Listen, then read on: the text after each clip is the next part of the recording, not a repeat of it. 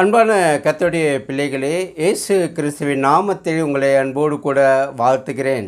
இப்போதும் இயேசுவின் திருவசனம் ஊழியம் மூலமாக உங்களை இந்த வீடியோ மூலம் தொடர்பு கொள்ள ஆண்டவர் தந்த நல்ல வாய்ப்புக்காக ஆண்டவருக்கு நன்றி செலுத்துகிறேன். இன்றைக்கும் இஸ்ரவேல் நாடு, அந்த நிலம் உண்மையில் யாருக்குத்தான் சொந்தம் என்ற சிந்தனையோடு சில காரியங்களை உங்களோடு கூட பகிர்ந்து கொள்ள விரும்புகிறேன். Israel belongs to whom? சில நாடுகள், சில மக்கள், சில பிரச்சனைகளை பற்றிய செய்திகள் உலகத்தில் அவ்வப்போது வந்து போய் கொண்டிருக்கும். ஆனால் இஸ்ரவேல் நாடு, யூத மக்கள் பற்றிய செய்தி அப்படி அல்ல. அது உலக வரலாறு முழுவதும் வந்து கொண்டே ஒலித்து கொண்டே இருக்கும் ஒரு செய்தியாகும். சோசியல் மீடியாவில் காலையில் பார்த்தால் ஒரு செய்தி வரும், அதிரடி காட்டும் இஸ்ரேல், அழிவை நோக்கி காசான்னு வரும். சாயங்காலம் டிவியை பார்த்தால் யுத்தத்தில் இறங்கும் ஈரான், குழம்பும் இஸ்ரேல் என்று வேறு ஒரு செய்தியை வரும். அதாவது மிடில் ஈஸ்டில் இருக்கும் மக்கள் நன்றாக இருக்கிறார்களோ இல்லையோ, இந்த மீடியாக்களும் யுத்தத்திற்கு ஆயுதங்களை சப்ளை செய்யும் சில மீடியேட்டர்களும் நன்றாகவே இருக்கிறார்கள். சரி, அப்படியானால் இந்த பிரச்சனைக்கு முடிவு, தீர்வு தான் என்ன? இதை புரிந்து கொள்ள, விளங்கி கொள்ள 3 குறிப்புகளை உங்கள் முன் வைக்கிறேன். இது முற்றிலும் வித்தியாசமான வேறு ஒரு கண்ணோட்டம். முதலாவது குறிப்பு, பணம் கொடுத்தவனுக்கு பொருள் சொந்தம். Any property belongs to the buyer. அதாவது எந்த ஒரு நிலமும் அதை பணம் கொடுத்து வாங்கியவனுக்கு தான் சொந்தம்.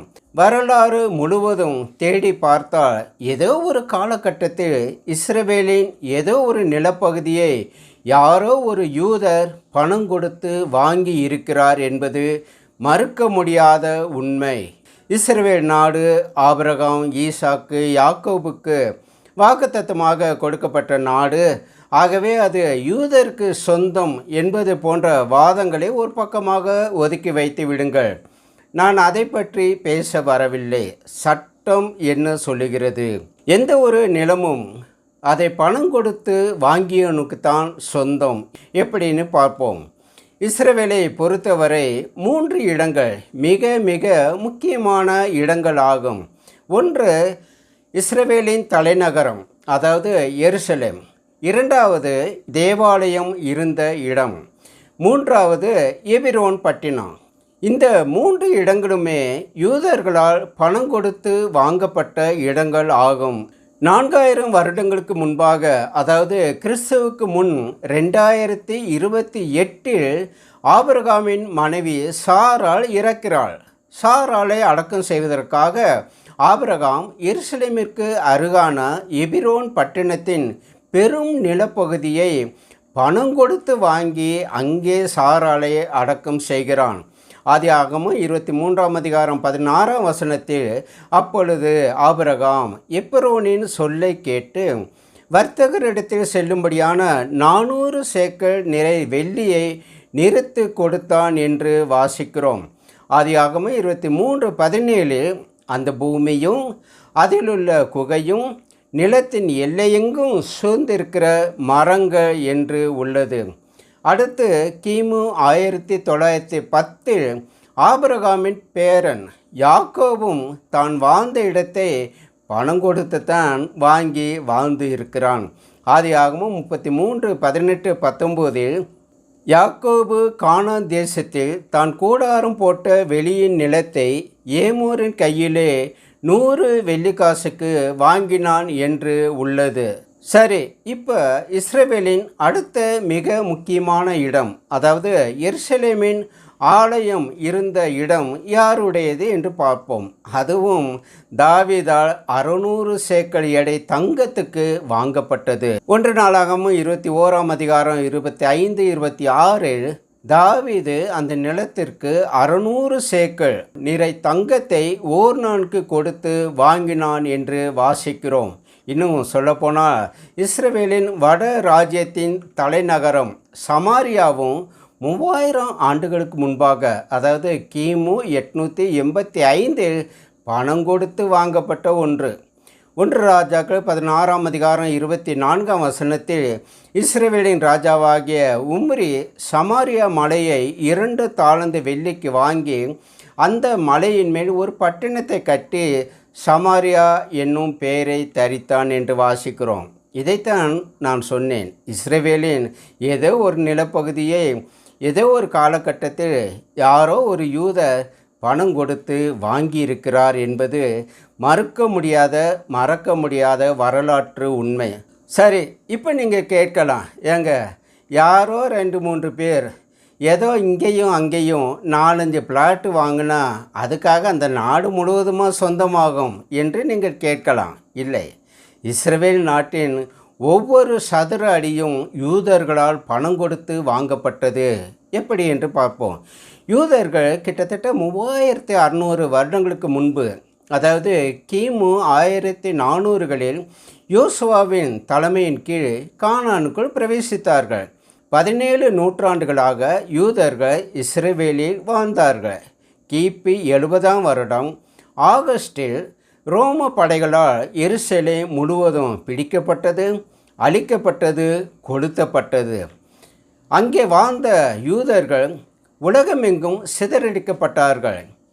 பின்பு பல நாடுகளில் பல நூற்றாண்டுகளாக சித்திரவதைப்பட்டனர், கொல்லப்பட்டனர், விரட்டப்பட்டனர் என்பது வரலாறு. இன்னும் சொல்லப்போனால் இப்போது இருப்பது போல அப்போது மீடியாக்கள் இல்லை. அப்படி இருந்து அந்த பாடுகள் எல்லாம் வெளியே வந்திருந்தால் இன்று யூதருக்கு எதிராக யாரும் பேசியிருக்க மாட்டார்கள். கிட்டத்தட்ட 18 நூற்றாண்டுகளுக்கு பின்பு கிபி 1890களில் உலகமெங்கும் இருந்த யூதர்கள் ஒன்று திரண்டு யூதர்களுக்கென்று ஒரு சுதந்திரமான தனி நாடு கட்டாயம் வேண்டும், அது இஸ்ரவேல் நாடாகத்தான் இருக்க வேண்டும், எருசலேம் ஒன்றே அதன் தலைநகர் என்று பிரகடனம் செய்தனர். தியோடர் ஹெர்ட்ஸ் என்பவர் இதை முன்னெடுத்தார். அப்போது உருவான ஒரு இயக்கம்தான் ஜயானிசம். தொடர்ந்து தனி நாடு என்ற அந்த லட்சியத்தை அடைய பல குழுக்களை அமைத்தனர், பல திட்டங்களை தீட்டினார்கள். அப்போது யூதர்களுக்கு ஒரு பிரச்சனையும் எழுந்தது. என்ன? சுதந்திர நாடு கேட்டு போராட எந்த மக்களும் அந்த பகுதியில் வசிக்க வேண்டும். அவர்கள் வேறு எந்த ஒரு நாட்டிலேயோ இருந்து கொண்டு வேறு எந்த ஒரு நாட்டையோ கேட்க முடியாது. ஆனால் அவர்கள் உலகமெங்கும் சிதறி பல நாடுகளில் வாழ்ந்து வந்தார்கள். ஸோ முடிந்தவரை உலகமெங்கும் சிதறடிக்கப்பட்ட எல்லா யூதர்களும் இஸ்ரவேலுக்கு திரும்பி குடி போக வேண்டுமென்று தீர்மானம் பண்ணினார்கள். அவர்கள் இஸ்ரவேலுக்கு போக நினைத்த போது அங்கு நிலைமை வேறாக இருந்தது. அதாவது தாவீது சாலமோன் காலத்தில் இஸ்ரவேலுக்கு வெளியே, அதாவது காசா, ஜோர்தான், ரப்பா, டமாஸ்கஸ் பகுதியில் வாழ்ந்து வந்த அரேபியர்கள் இஸ்ரவேலுக்குள் வந்து குடியேறி வசிக்க தொடங்கினர். அரேபியர்கள் இஸ்ரவேல் நாட்டின் பூர்வீக குடிகள் இல்லை, அண்டை மாநிலங்களில் வசித்தவர்கள். கிபி 70 இஸ்ரவேலர் சிதறடிக்கப்பட்ட வெளியேற்றப்பட்ட காலத்துக்கு பின்பு அண்டை நாடுகளில் இருந்து அங்கே வந்து குடியேறி இப்போது சொந்தம் கொண்டாடி வருகின்றனர். நான் இங்கு கிமு 1400களில் யூதர்கள் கானானுக்குள் போகும்போது அங்கு காசா பகுதியில் வாழ்ந்த பெலிஸ்திய மக்களை பற்றி பேசவில்லை. அந்த பெலிஸ்தியர்கள் இப்போது காசாவில் இல்லை. ஆனால் அந்த காலத்தில் பெலிஸ்தியர்கள் வாழ்ந்த அந்த பகுதி இப்போது பாலஸ்தீனா என்று அழைக்கப்படுகிறது. இப்போது அங்கே வசிக்கிறவர்கள் அரேபியர்கள் ஆவார்கள். இந்த இஸ்ரவேலின் நிலப்பரப்பு குடியிருப்பு யாருக்கு சொந்தம் என்ற பட்டிமன்றத்தில் இஸ்லாமியர்களுக்கு எந்த சம்பந்தமும் இல்லை. காரணம், இஸ்லாம் மதம் தோன்றினதே கிபி 600ஆம் ஆண்டில் முகமது நபிக்கு பின்பு தான்.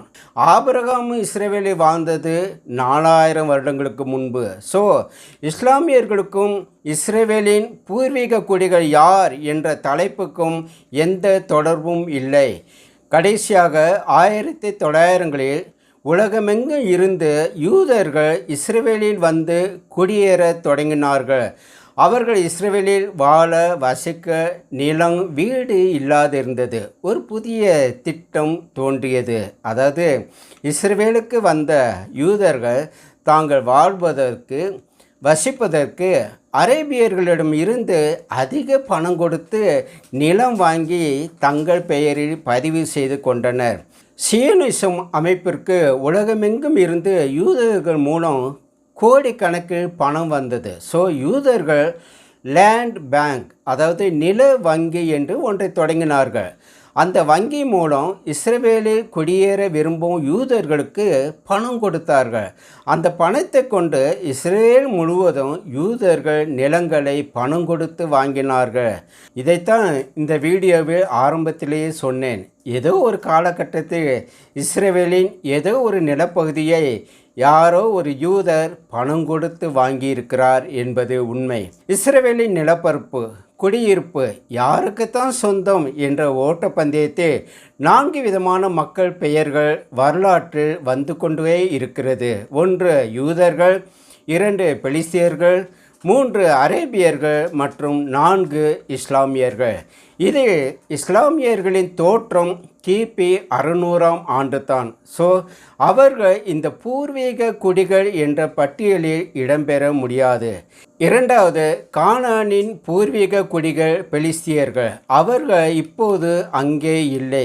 ஆகவே அவர்களும் இந்த ஓட்டப்பந்தயத்தில் இருந்து வெளியேறிவிட்டார்கள். கடைசியாக இந்த பூர்வ குடிகள் பட்டியலில் இருப்பவர்கள் யார்? 2 கூட்டம் மட்டுமே. 1 யூதர்கள், 2 அரேபியர்கள்.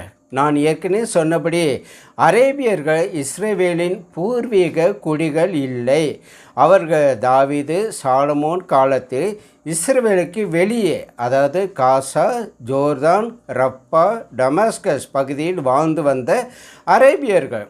இஸ்ரவேலர் வெளியேறிய போது உள்ளே வந்து குடியேறியவர்கள் ஆவார்கள். கடைசியாக இந்த லிஸ்டில் இருப்பவர்கள் யூதர்கள் மட்டுமே. ஸோ இஸ்ரவேலின் நிலப்பரப்பு யாருக்குத்தான் சொந்தம் என்ற ஓட்டப்பந்தயத்தின் இறுதி பெயர் யூதர், யூதர், யூதர் மட்டுமே.